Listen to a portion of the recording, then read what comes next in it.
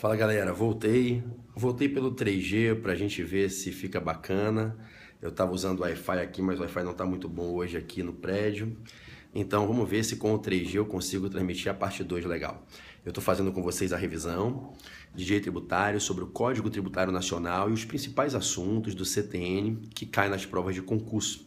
E a gente está trabalhando aqui, né, com uma série de temas super importantes e eu estou tomando como referência o edital do concurso para delegado de polícia do estado de Pernambuco, né? O estado de Pernambuco vai ter a prova domingo agora, inclusive eu vou estar com a equipe do Portal F3 fazendo uma super revisão presencial de praticamente todas as disciplinas do edital na sexta de noite e no sábado o dia inteiro lá no Hotel Jangadeiros, na Boa Viagem, né? E eu tô aqui no Periscope, acabei de encerrar a parte 1, vou começar a parte 2 agora, gravando essa revisão, tá certo? Uma parte dessa revisão.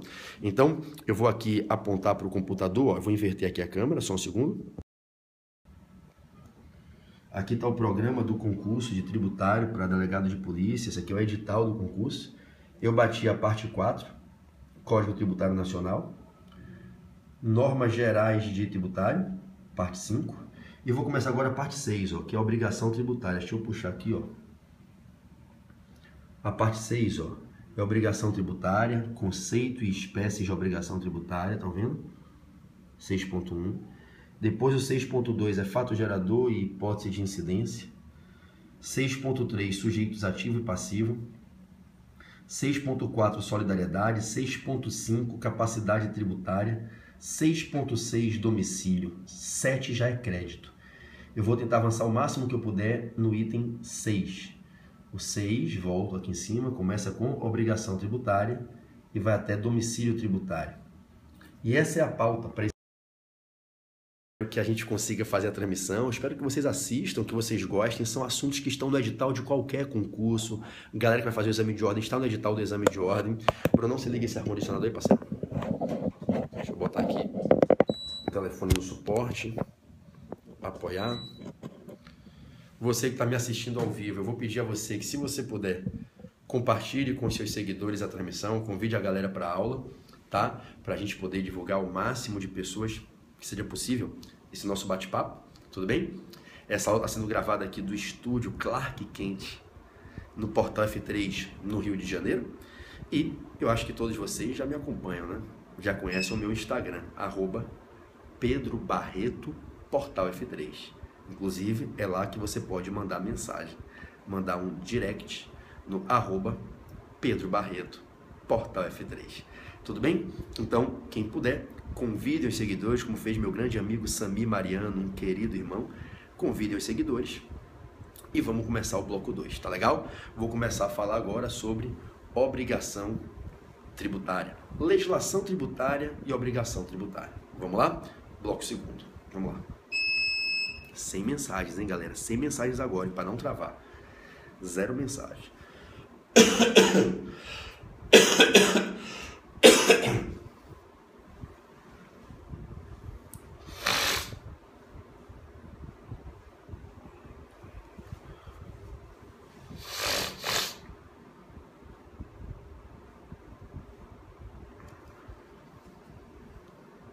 Vamos lá, pessoal.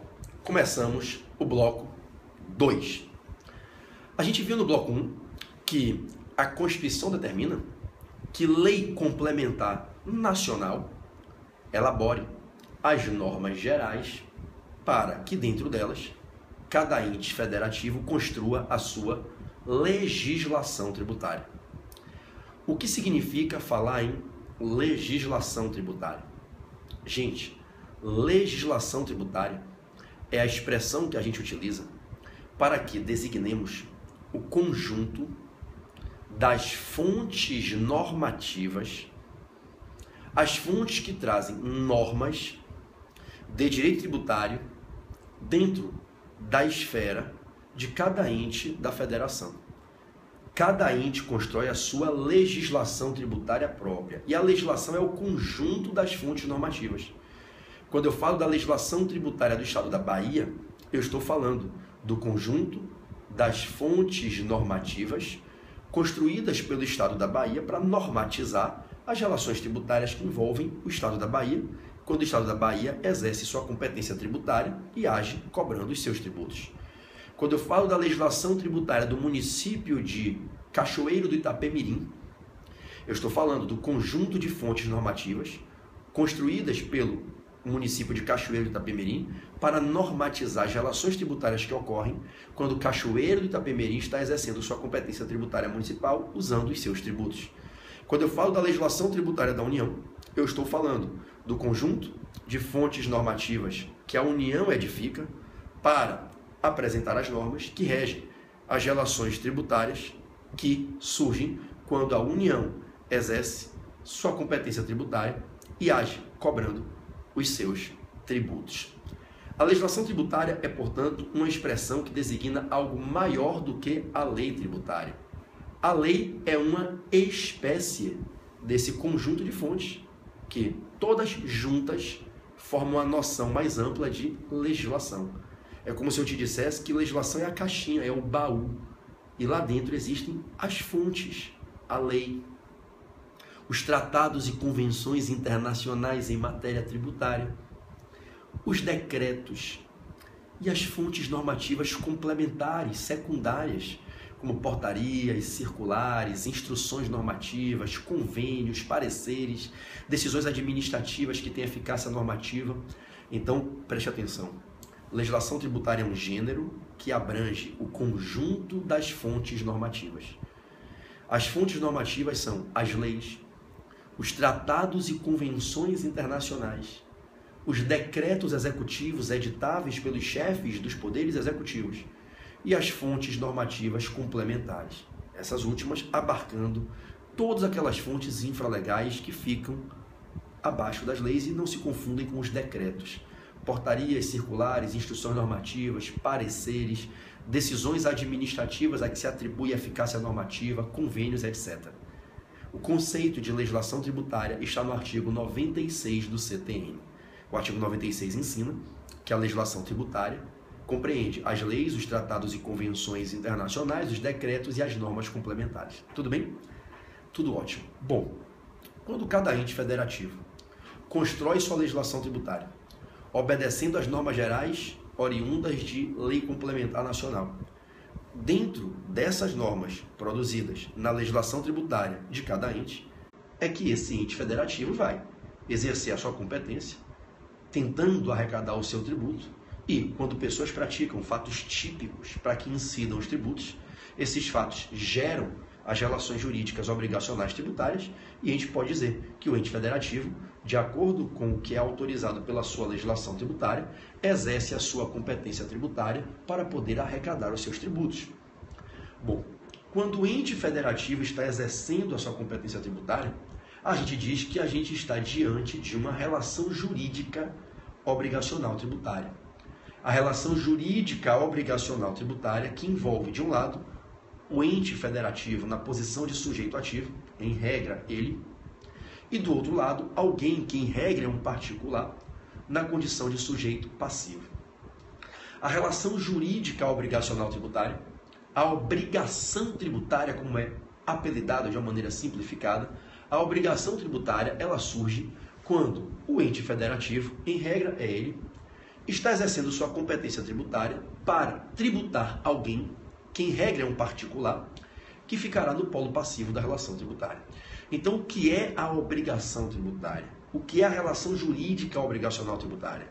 É a relação jurídica que surge entre, de um lado, o Estado, do outro, o contribuinte, e nessa relação jurídica, o Estado age tributando aquele que a lei determina seja a pessoa que deve ser tributada, em regra, o contribuinte, para tentar arrecadar o valor do tributo, que é do seu interesse, da sua titularidade, naquela situação em que, em tese, ele pode tributar. Então, a relação tributária é a relação jurídica obrigacional que surge unindo obrigacionalmente o Estado tributante e o contribuinte tributado. Essa relação jurídica obrigacional cai sempre em prova. No CTN, na parte especial, no livro 2º, que se chama da obrigação tributária, e deveria até se chamar da relação jurídica obrigacional tributária, ser uma expressão mais ampla e mais completa, no CTN, nós encontramos normas gerais que disciplinam o nascimento, a estrutura, os elementos da relação jurídica obrigacional tributária.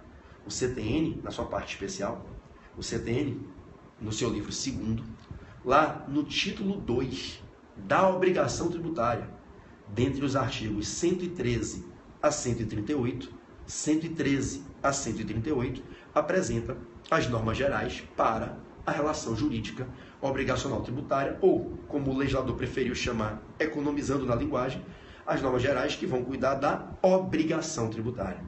O CTN usa a expressão obrigação tributária com o sentido de relação jurídica obrigacional tributária, em que de um lado, repito, está o Estado tributando e do outro, aquela pessoa que será tributada, que em regra é um particular.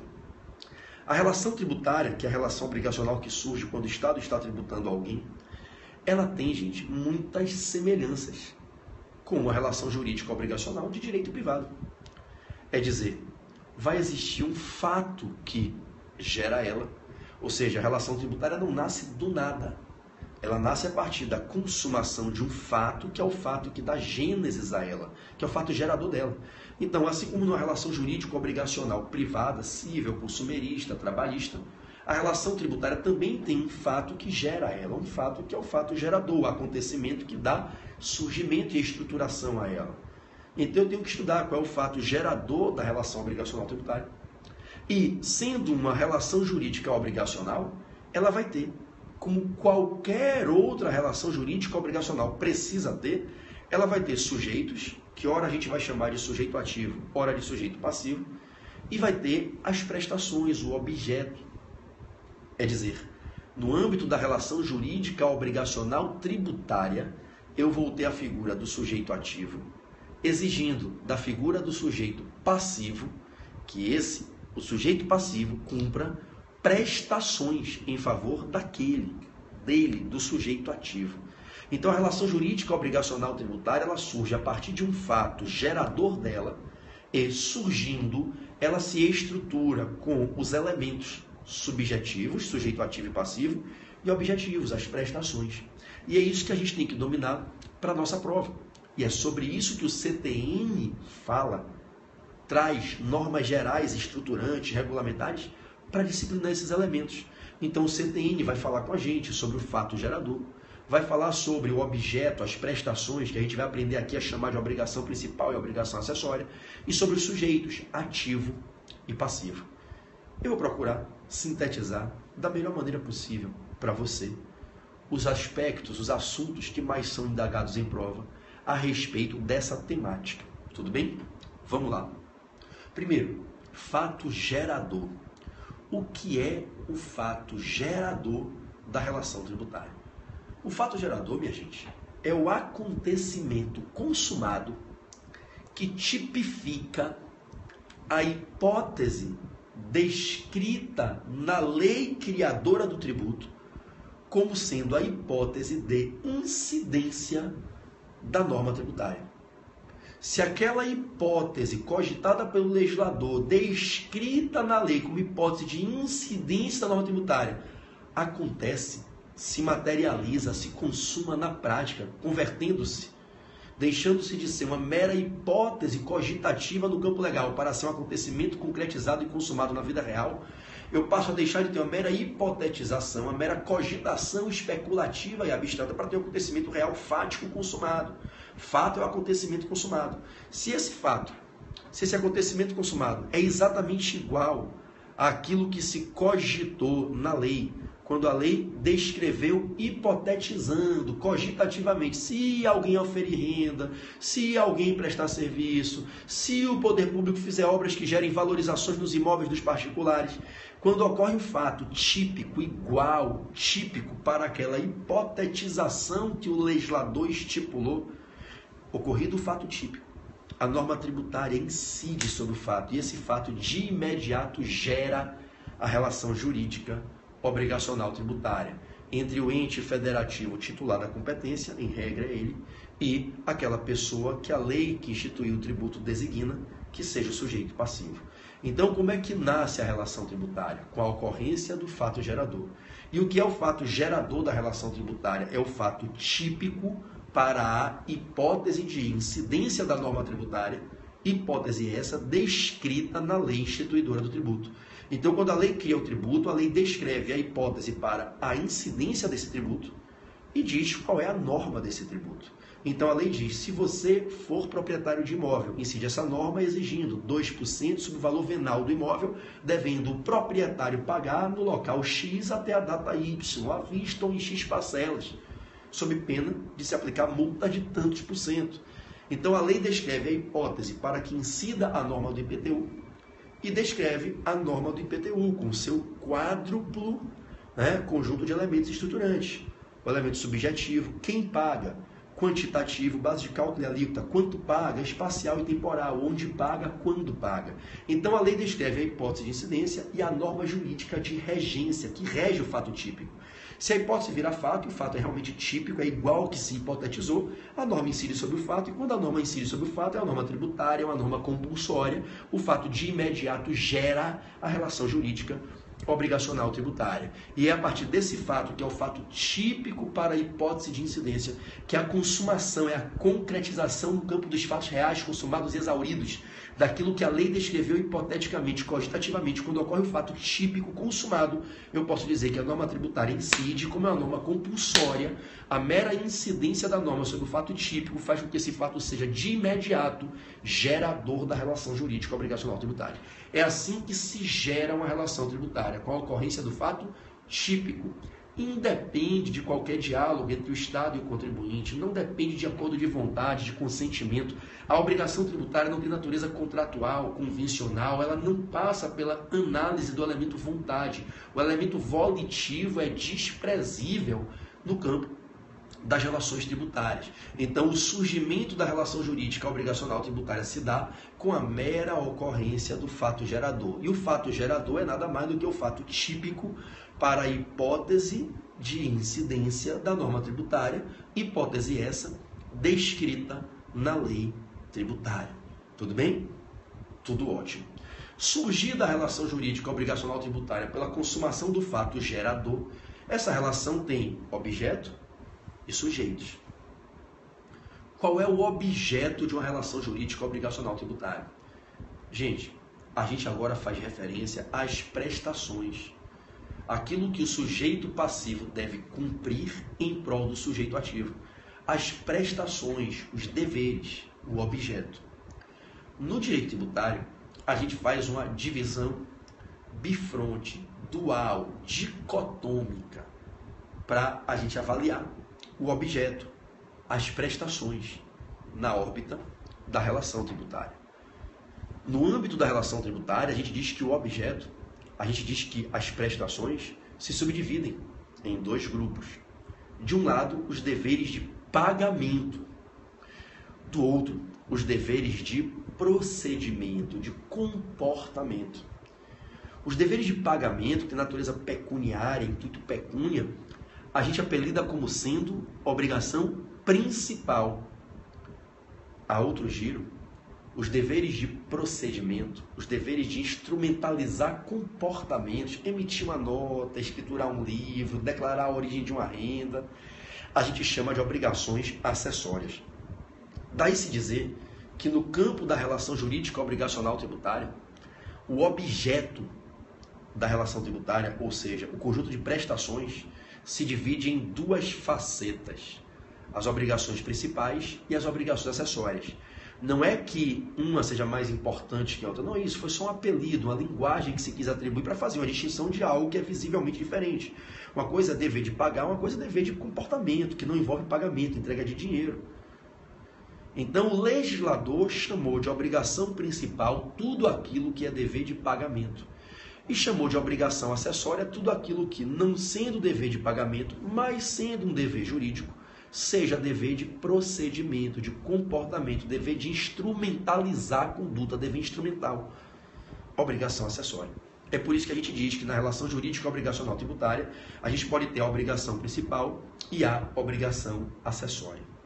Cuidado com as pegadinhas tradicionais de prova para que no seu exame você não seja surpreendido.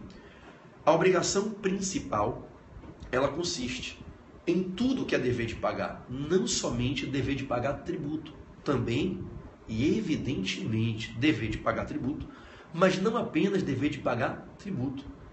Tudo aquilo que seja dever de pagar entra no conceito obrigação principal. E aí você tem que ter um cuidado muito grande, porque aqui no direito tributário a gente faz uma diferenciação em relação ao direito civil. No direito tributário, a gente diz que a obrigação principal envolve o dever de pagar tributo, o dever de pagar multas, juros e correção monetária. PB, você está me dizendo que o dever de pagar uma multa é uma obrigação principal? Claro, é uma obrigação principal. No direito tributário, o dever de pagar as multas, assim como o dever de pagar os tributos, assim como o dever de pagar juros e correção monetária quando há um atraso, tudo isso se encaixa no conceito de obrigação principal tributária. Ah, professor, mas no direito civil, o dever de pagar multa é obrigação acessória, sim. Se eu tenho lá um contrato de prestação de serviço, de locação, e eu tenho que cumprir a prestação principal do contrato e não cumpre, cometo uma falta contratual, eu me submeto à aplicação de uma sanção, que pode ser uma multa, uma cláusula penal. E aí isso é um dever acessório, verdade, porque não está no objeto principal e central do contrato. Mas a questão é como cada legislador trabalha a sua linguagem. No direito tributário, a expressão obrigação principal abrange tanto o dever de pagar tributo como o dever de pagar multa, juros e correção. Então, na sua prova, tudo que for obrigação de pagar, você chama de obrigação principal. Tudo que for dever jurídico, que faça parte das prestações exigíveis, mas não seja dever de pagar, consistindo, portanto, num dever de comportamento, de procedimento, você vai chamar de obrigação acessória, dever instrumental. Tudo bem? A obrigação principal, veja, ela decorre da ocorrência do fato gerador. Você praticou um fato típico, o tributo incidiu, a relação jurídica obrigacional nasceu e ali surge sua obrigação principal de pagar o tributo. A obrigação principal nasce com a ocorrência do fato gerador. Vai ter a mesma natureza da obrigação tributária, da relação tributária. A obrigação principal é a obrigação de pagar ali o tributo ou uma multa na relação tributária. Tudo bem? E vai se extinguir junto com o pagamento que você faz e a extinção do crédito. Pagou, extinguiu-se o crédito da fazenda, extingue-se aquela obrigação que você tinha. A obrigação principal ela é sempre uma prestação positiva, dever de pagamento, obrigação de dar. A obrigação principal, que envolve os tributos, as penalidades, juros e correção monetária, é sempre uma prestação positiva, consistindo sempre numa obrigação de dar e dar coisa certa. Você não inventa quanto você deve, é a lei que define quanto você deve. É a lei que fixa o valor da multa, a fórmula de calcular os juros, é a lei que diz qual é a base de cálculo e a alíquota de cada tributo. A obrigação principal é sempre uma prestação positiva, que consiste num dever de pagamento, é uma prestação sempre de dar coisa certa e sempre vem da lei. Somente a lei em sentido estrito é que pode estipular um dever de pagamento. Não sendo a lei, não sendo o parlamento, o poder legislativo, o poder executivo não pode criar a obrigação principal. Eu não posso, através de outras fontes normativas da legislação tributária, criar obrigações principais. Somente a lei pode dizer o quanto de tributo eu vou pagar, somente a lei pode dizer qual é a multa que eu pago, os juros que eu tenho que pagar. Tudo bem? Já as obrigações acessórias, que são os deveres de comportamento, de procedimento, não se confundem com deveres de pagamento. São deveres comportamentais, que podem ser obrigações de fazer, de não fazer, de tolerar. Podem ser prestações positivas, fazer. Negativas, não fazer, tolerar, mas nunca serão obrigações de dar, de pagar. As obrigações de pagar eu chamo de obrigação principal. Eu chamo de obrigação acessória todo aquele conjunto de deveres instrumentais, de deveres comportamentais que a legislação tributária estipula para que eu cumpra, no interesse da fiscalização. A administração tributária quer me fiscalizar. Ela não quer apenas que eu pague, ela quer declarações, ela quer informações, ela quer saber a origem da minha renda, quem foi que me pagou a minha renda, ela quer saber o que é que eu faço no meu estabelecimento. É natural que o credor, que a administração tributária principalmente, queira obter informações de maneira lícita do seu devedor. E aí imponha-me obrigações acessórias, que podem ser obrigações positivas, prestações positivas, a obrigação de fazer, emitir uma declaração, escriturar um livro, ok? Obrigações de não fazer, não receber uma mercadoria sem nota, né? Tolerar que um fiscal da Receita, imbuído de um mandado de diligência fiscal, observe meus livros de demonstração obrigatória. Então eu tenho nas obrigações acessórias prestações positivas e negativas. Obrigações de fazer, não fazer e tolerar. Todas elas de caráter não pecuniário, são deveres, repito, comportamentais. A obrigação acessória pode ser uma prestação positiva ou negativa. Já a obrigação principal é sempre uma prestação positiva, é sempre um dever de pagamento. A obrigação principal é sempre uma obrigação de dar. A obrigação acessória pode ser de fazer, de não fazer, de tolerar, de dar nunca. As obrigações acessórias não precisam vir da lei. Elas decorrem da legislação tributária. As obrigações acessórias, como são deveres de procedimento, de comportamento, a administração não entra na minha esfera patrimonial, não me toma dinheiro, não invade para constranger meu patrimônio. O nosso legislador entendeu que a criação, a regulação, a extinção de obrigações acessórias pode ser feita por quaisquer das fontes normativas da legislação tributária. Isso quer dizer que eu não preciso necessariamente da lei, ainda que, evidentemente, eu possa, através de lei, criar obrigações acessórias. Mas eu posso criá-las sem ser por lei, é dizer, decretos do chefe do executivo, portarias dos seus secretários ou ministros, instruções normativas, podem criar obrigações acessórias. As obrigações acessórias decorrem da legislação tributária. São exceções à reserva legal. Bom, a gente vai encontrar isso no artigo 113 do CTN. Tome nota que é um artigo muito importante. Está previsto no programa do seu edital. Sempre é passível de cair na prova. O artigo 113 que abre na parte especial do CTN, que você já sabe o que é, o livro 2º do CTN, abre na parte especial do CTN o título 2. O título 2 que se chama da obrigação tributária, vai do 113 ao 138.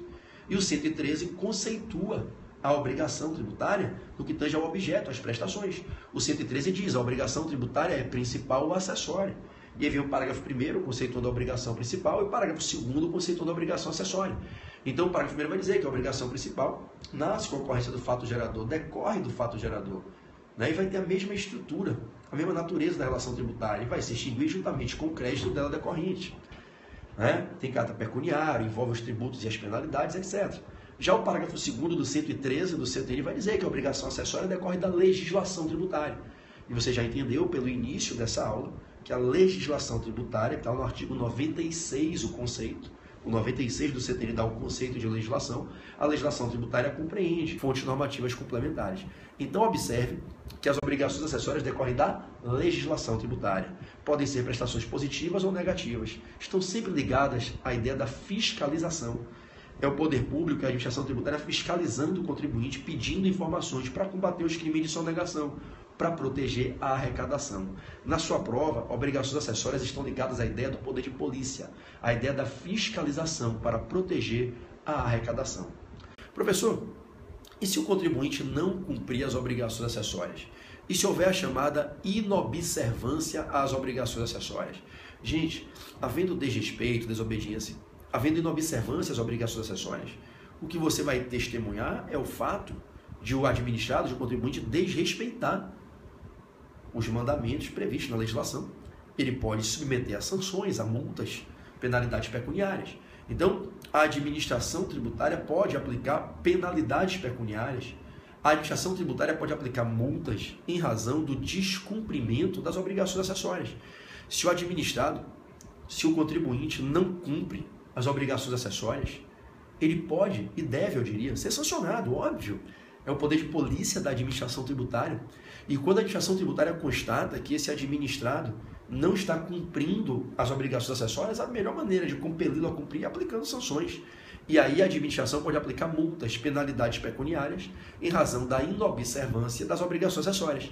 E olha que interessante, o que era uma mera obrigação de procedimento, de comportamento, o que era uma mera obrigação acessória, um dever instrumental, um dever de conduta, termina, em razão da multa, em razão da penalidade pecuniária aplicada, se convertendo numa obrigação de pagamento. E aí o simples fato, a simples inobservância da obrigação acessória, ao permitir que se aplique a multa, permite que se gere um dever de pagamento. E você ouviu há pouco quando eu disse que o dever de pagamento, incluindo o dever de pagar multa, é a obrigação principal. É por isso que nas provas aparece lá uma assertiva que afirma que a obrigação acessória, pelo simples fato de sua inobservância, converte-se em principal no que diz respeito à penalidade pecuniária aplicada. E é verdade, é o artigo 113, parágrafo 3º do CTN. Tudo bem? Então, sintetizando, para a gente começar a falar de sujeitos, sintetizando, Quando ocorre o fato típico, o tributo incide, e esse fato, então, gera a relação jurídica obrigacional tributária. Ocorrido o fato gerador da relação tributária e surgida a dita relação, ela tem um sujeito ativo e um sujeito passivo, e o sujeito ativo exige do sujeito passivo prestações, que ora se enquadram no conceito de obrigações principais, ora de obrigações acessórias. Tudo bem? O artigo 113 regula essa matéria. Quem é que pode ser sujeito ativo na relação tributária? De dois perfis de pessoas. Eu tenho a regra e tenho as exceções. Como regra, sujeito ativo na relação tributária é dos entes políticos da federação. A regra é que sujeito ativo na relação tributária, aquele que figurará na posição ativa, exigindo para si o pagamento dos tributos, se posicionando como titular do direito de crédito, em regra, sujeito ativo na relação tributária é dos 4 entes políticos da federação: a União, o Distrito Federal, dos 26 estados-membros: Bahia, Ceará, Amazonas, Rio de Janeiro, São Paulo, Paraná, Tocantins, Minas Gerais, Mato Grosso, ou dos 5.570 municípios do Brasil: Salvador, Cachoeiro, Itapemirim, Niterói, Recife, Porto Alegre, Cuiabá, Maués, Rondonópolis, Uberlândia, enfim. Tudo bem? Então a regra é que o sujeito ativo na relação tributária é dos entes políticos da federação, titulares da chamada competência tributária. Então, como regra, tem a exceção, que eu vou pontuar antes de fechar o bloco. Como regra, o sujeito ativo na relação tributária, o sujeito ativo, aquela pessoa que pode exigir para si o pagamento do tributo, aquela pessoa que se apresenta como dona do crédito tributário, como regra, o sujeito ativo numa relação tributária é dos entes federativos, União, Estados, DF e municípios, que titularizam algo imenso e poderosíssimo chamado competência tributária.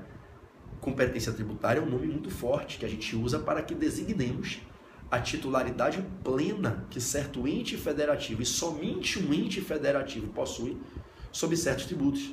Competência tributária é uma expressão que a gente usa para que indiquemos a titularidade plena que certo ente federativo possui sobre certos tributos.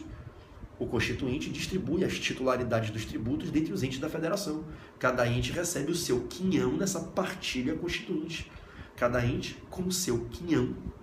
Ao receber o seu quinhão, se assenhora da titularidade daqueles determinados tributos. Essa titularidade plena é chamada competência tributária. Então, como regra, o sujeito ativo da relação tributária é dos entes federativos titulares da competência. A competência é algo muito forte. Competência tributária é a titularidade plena, completa sobre certos tributos.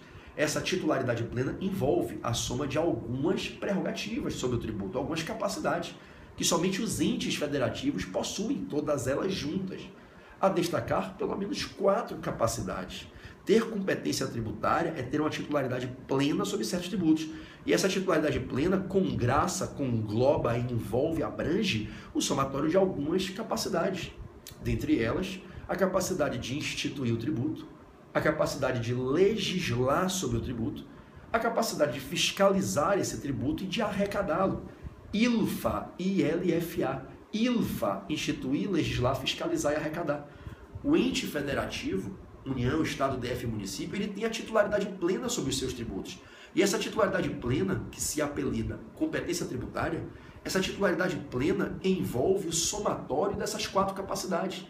E somente os entes federativos têm as 4 capacidades juntas. É dizer, somente os entes federativos possuem competência tributária. Competência tributária é um nome muito forte, abrange algo muito intenso, que envolve o poder de legislar.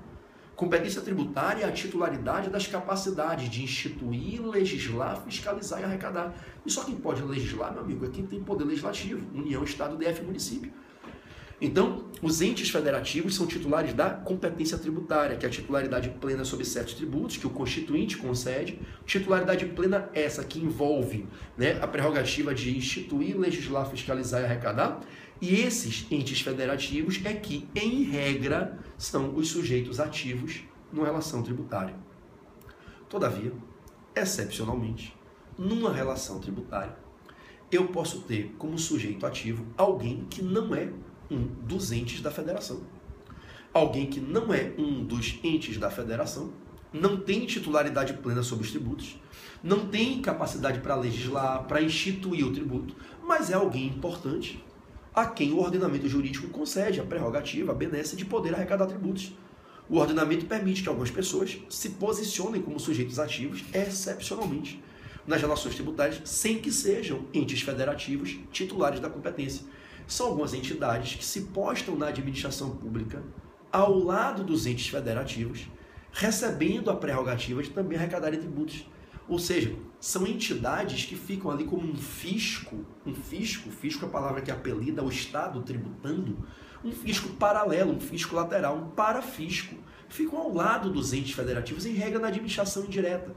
Em regra são autarquias.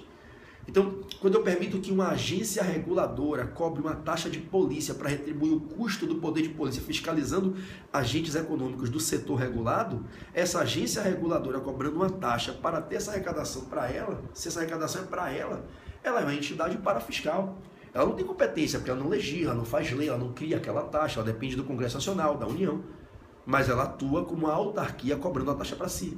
Quando eu falo que o Conselho de Medicina cobra dos médicos a contribuição profissional para si mesmo, o Conselho de Medicina não é a União, não tem poder legislativo, não faz lei, mas cobra a contribuição profissional.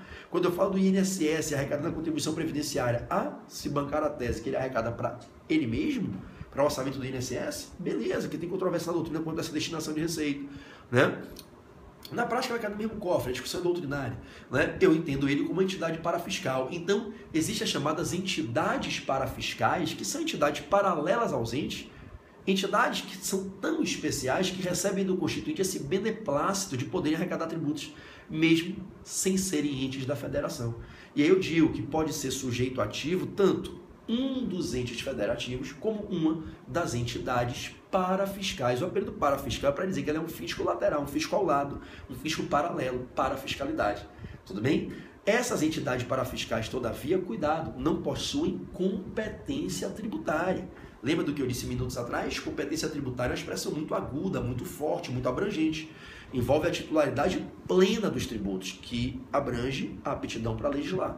E as entidades parafiscais não possuem aptidão para legislar, porque não tem poder legislativo. Então, elas podem ser sujeito ativo da relação tributária, podem cobrar e arrecadar crédito tributário para si próprias, mas não têm competência tributária, porque elas não têm a titularidade plena, porque elas não podem legislar.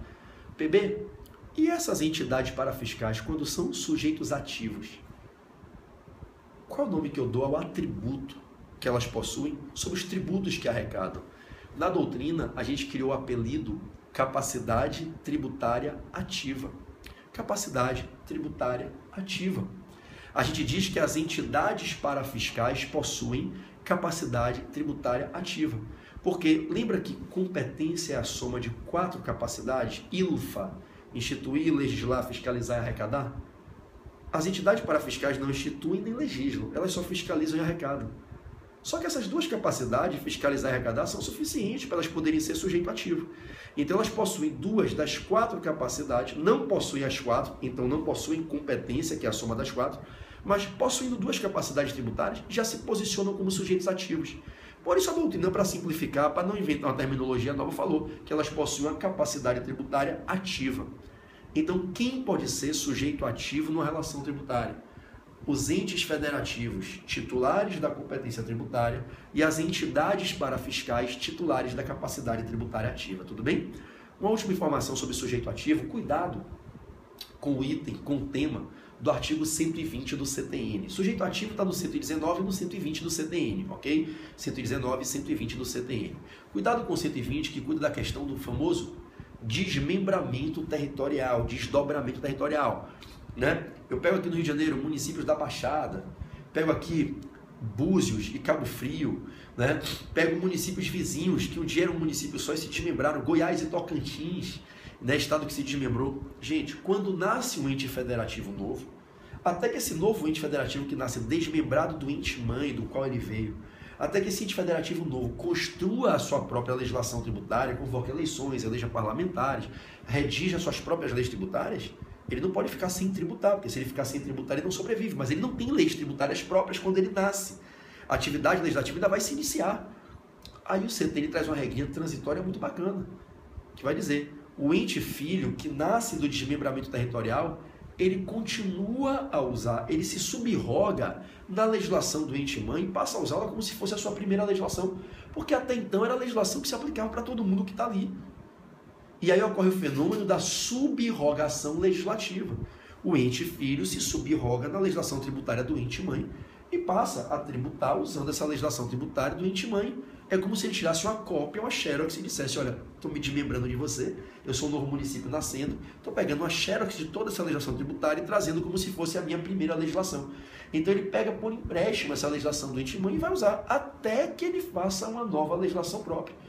Então, enquanto ele não fizer uma nova legislação própria, ele usa, ele se subroga na legislação tributária do ente mãe. E aí ele se apropria dessa legislação, é como se ele tivesse uma cópia, levasse para ele. E essa é a primeira legislação com a qual ele vai reger a sua vida tributária. Tudo bem? É o fenômeno da subrogação legislativa, o ente que decorre do desmembramento, se subroga na legislação do ente do qual ele veio, até que ele faça a sua própria. No próximo bloco, eu vou cuidar do sujeito passivo da relação tributária. Essa é a temática para o bloco 3. Foi? Galera do Periscope, espero que vocês tenham gostado. Né? Esse bloquinho 2 deu uns 37, 38 minutos, quase 40, né? 37. Cirlane, querida lá do Espírito Santo, tá aí. Né? Espero que vocês tenham gostado. Né? Virgínia, Fabi, que saudade de você, Fabi. Tati também, querida. Kelly, né? Besterol apenas, eu não sei quem é você, Besterol apenas, mas agradeço. Ingrid, Nelson Vieira, Nelson Vieira, Nelson, deixa eu ver se foi o Nelson que entrou aí, meu parceiro e meu coach, deixa eu ver se foi ele. Varley, Tati, Vitor Hugo, caraca, é muita gente, né? Verusquinha, tá sempre lá no meu Periscope. Manuela Rezende, Manu. Então, Urbano, Valquíria, Lorete, querida Lorete, que legal. Jeane de Goiânia, ô Jeane, saudade de você. Nelson Vieira, sexta e sábado eu vou estar aí nas aulas. Vai dar nas aulas lá em Recife? Pô, se for, muito legal. Se puder, divulga pra galera. A gente vai brocar lá em Recife, cara. Assim, tem muita gente que faz revisão de véspera, né? Mas, pô, galera, vocês sabem que o PB é um predestinado, né? Eu vou chegar lá pra fechar a porra da prova de constitucional e de tributário. E a equipe que vai comigo de penal, processo penal, medicina legal, ADM, vai pra rasgar, meu irmão. A gente vai pra fechar tudo. Vamos pra fechar essa prova, né? Então, sexta e sábado a gente vai estar aí em Recife, né, no Hotel Jangadeiro, lá na Boa Viagem, né? Então a gente vai estar junto nessa, tudo bem? Essa semana, quarta e quinta, ok? No Hotel Jangadeiro, na Boa Viagem, ok? Essa semana, quarta e quinta, eu vou estar fazendo 2 super revisões de noite, tá? Para a prova de delegado de polícia lá em Pernambuco, mas é óbvio que quando eu faço uma aula para delegado, o que eu estou falando ali cai para qualquer concurso, né? Então, eu vou fazer quarta-feira uma super revisão de tributário para delegado e quinta-feira uma super revisão de constitucional, né? Então, eu espero que vocês assistam, né? Quarta e quinta, né? O pessoal, quando é que vai ter a Operação 21? Puta que pariu, velho. Você quer mais o quê? Eu vou fazer uma mega revisão de tributário quarto, uma mega revisão de tributário quinto. Você quer o quê? Isso aqui muda o nome, finge que é Operação 21. Tô falando de jeito constitucional de tributário. É isso aí. Eu não posso dar 10 aulas num dia de madrugada, né? Não tem como. Pelo amor de Deus. Então, se eu tô fazendo aula quarta e uma aula quinta, eu tô substituindo as duas, não, que eu chamava de Operação 21 e tô dando o mesmo conteúdo. É simples assim. É só vocês assistirem. Abre o Periscope e assiste, né? Uma puta revisão de tributário quarto, uma puta revisão de tributário quinto, o cara me pergunta, quando é a Operação 021? Puta que pariu. Né? Como faço para ver a revisão aqui em Recife? Cara, se inscreve que ainda deve ter umas 15 vagas, 10 a 15 vagas. Pelo site do Portal F3, a gente alugou um auditório para 170 lugares e tem uns 150 e poucos inscritos no site do Portal F3. Tudo bem? Então lá no site do Portal F3, que é aqui onde eu estou agora, o F3, www.portalf3.com.br. Posso garantir uma coisa a vocês, vai ser a melhor revisão presencial que vai ter em Recife. A equipe é muito violenta, é uma equipe muito profissional, muito cascuda, muito antiga de concurso público. Tá? Então vamos eu, a professora Cláudia Barros Porto Carreiro, promotora de justiça, os delegados de polícia André Uchoa, Edésio Ramos, o defensor público Marcelo Machado, a promotora Angélica Glioche, vamos todos juntos aí para Recife e vamos fazer um puta revisaço, sexta de noite até varar, até tarde, sábado o dia inteiro, né? Vocês vão gostar bastante do que vocês vão testemunhar. A inscrição é pelo site do Portal F3, né? Pode entrar aí no portal-f3jurídico.com.br, tá certo? E eu acho que tem 10 a 15 vagas ainda, né? Porque a gente alugou o auditório para 170 cadeiras, 170 lugares, e tinham até ontem, pelo menos, até hoje de manhã, 150 e poucas inscrições. Eu acho que vai chegar às 170 e vai lotar a nossa revisão, né? E eu espero que quem for goste muito e, se Deus quiser, vai gabaritar a prova domingo com a nossa revisão. Tudo bem? PB é no Hotel Jangadeiro, na Praia da Boa Viagem. É o auditório do Hotel Jangadeiro, na Praia da Boa Viagem, né? É só presencial. Essa aí, Marcelo, é só presencial, Cláudio. Agora, se vocês são de Recife e querem estudar para outros concursos, vale a pena ir, porque não obstante seja para a prova da polícia, vai ter uma puta revisão de penal, de processo penal, de ADM, de civil, de tributário, de constitucional. A única matéria que talvez não caia para outros concursos que a gente vai bater lá é medicina legal, que aí é só para Delta mesmo e Delta estadual. Afora isso, tudo que a gente vai falar das outras matérias é muito importante. Tá legal? Eu vou seguir minha aula aqui, vou falar de sujeito passivo, e isso, Hotel Jangadeiro em Recife, isso aí, tá? Hotel Jangadeiro lá em Recife. Vou fechar aqui, já estou encerrando, um beijo aí para a professora Cláudia Flechal, é Serpa que entrou, tá? E a gente vai se falando. Muito obrigado pelo carinho de vocês, não deixe de assistir a revisão quarta de tributário de noite aqui pelo Periscope, quinta de constitucional, que vai ser o bicho, vão ser 2 revisaças fenomenais, tá legal? Beijo a vocês, eu tenho que continuar aqui, que são 4 blocos a aula. Abri esses 2 primeiros e agora eu vou com os blocos 3 e 4. Tudo bem? A não ser que vocês queiram ver aí o bloco 3, né, de sujeito passivo da relação tributária. Se alguém quiser, então eu posso abrir a transmissão. Vocês querem que eu faça aqui esse bloco transmitindo para vocês? Tem alguém aí com interesse em assistir?